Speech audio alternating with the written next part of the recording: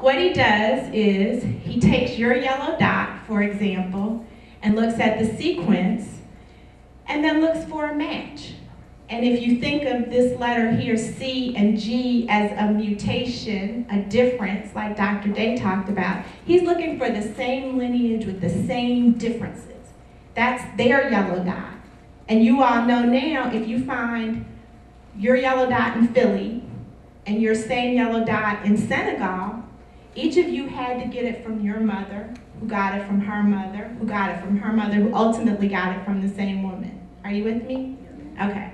So, this is your yellow dot, and then he analyzes it against all, I have 3 countries up here, but it's all 40 countries in our database to look for a match. And in this example, we find a match, a large number of matches in Sierra Leone. And so he's going to call this match Sierra Leone.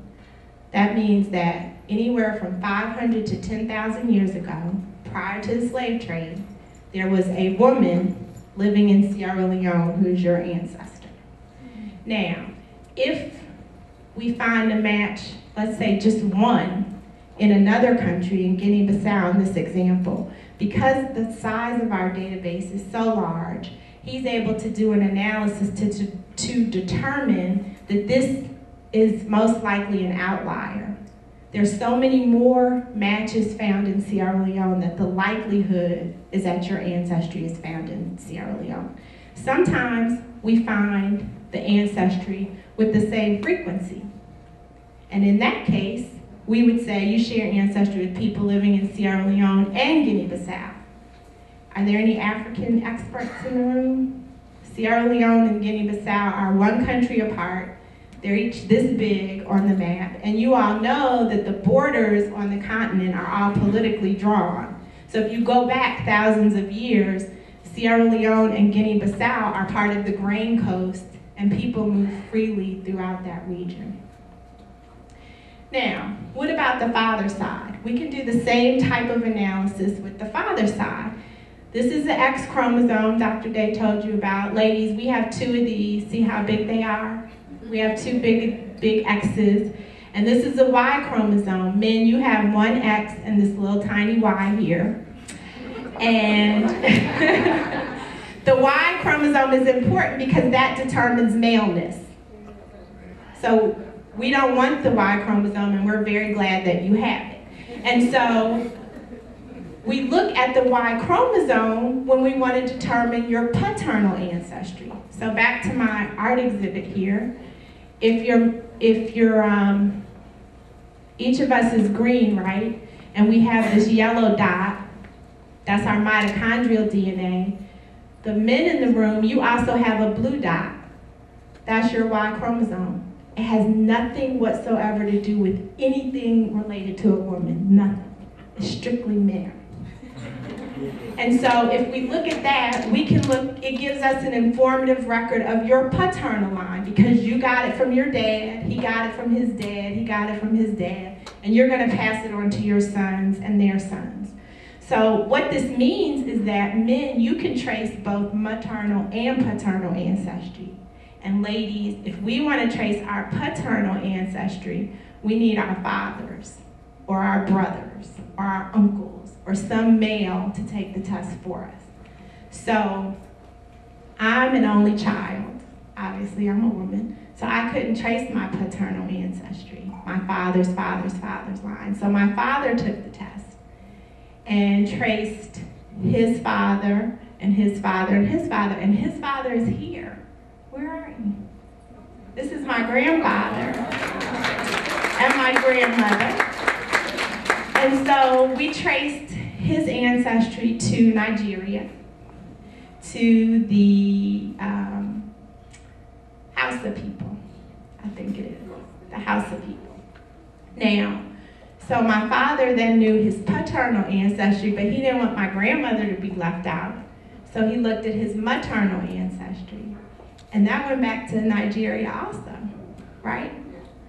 So my father has both maternal and paternal ancestry in Nigeria. And that's my aunt, the one who's saying yes. She's my father's sister. He has 6 brothers so none of them had to do it. When he did it for all of them, all my cousins. Everybody now benefits from one person taking the test. Okay, that was my family plug. I'll keep going now. Told you guys I was from Philly. Okay, so now the question comes up all the time, what if I'm mixed?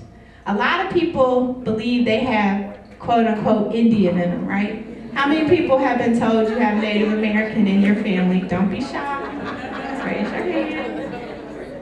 A lot of us, and we get that either because we know it to be true because our families are on the rolls, or because we saw that picture of the woman with long hair all the way down here and a fine nose, and so our family decided that it was because of Native American.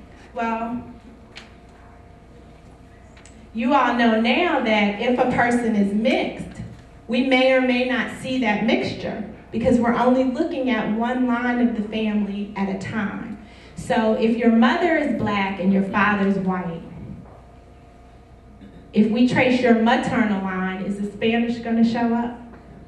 No. And if we trace your paternal line, the African's not going to show up. So if you took the paternal test and I said you share ancestry with people living in Spain, does that mean you're not black? No. Does it mean you don't have any African ancestry? No. It just means that you have a Spanish man on your paternal line. Now when people call and say, well, can you tell me my Native American ancestry? The first question I ask is, well, which line of the family is it on? Because let's say your grandfather, you've been told that your grandfather was Native American. That's your mother's side. But I need to know, is it her mother or her father? Because again, if you trace your maternal line, the Native American's not going to show up. You need to trace your mother's paternal line in order to confirm that family story. So how would you trace this line? Who would have to take the test to trace your mother's paternal line? Right, your mother's brother, or if he's not living, you could use his son. Or if your grandfather was living like mine is, you could use your grandfather. So that's basically how it works. And you know, I wanted to just take a minute to talk about mixed ancestry because that's part of our legacy. That's part of our history as African Americans. You know, the United States is a melting pot, and when Africans and Asians and people from South America or wherever all come together, their genes mix too. We don't just live together. Our genes mix too. And so the notion of race is important that you understand is a social construct. It's not a genetic construct. Your genes can go back to Germany, but you could look as dark as Wesley Snipes. So there's no way you're not going to be black. But it's just that your genes, your ancestry is found in another part. Part of your ancestry is found in another part of the world.